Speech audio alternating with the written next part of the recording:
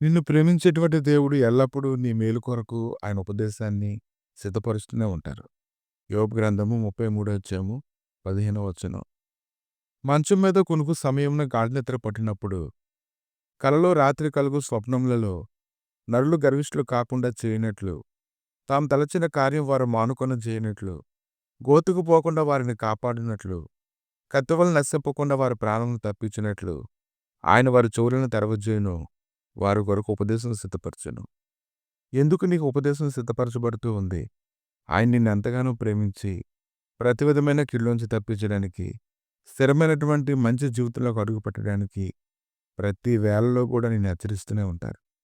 కనుక ఆయన ఉపదేశం నీ వద్దకు వచ్చినప్పుడు దాన్ని నిర్లక్ష్య పెట్టకుండా దాన్ని విని, దాని ప్రకారంగా ఆలోచించుకొని ధ్యానించినట్లయితే, ఖచ్చితంగా నువ్వు ప్రతి విధమైన కీడులోంచి తప్పించబడతావు. ఆయన గొప్ప సన్నిధిని నువ్వు రుచి చూస్తావు.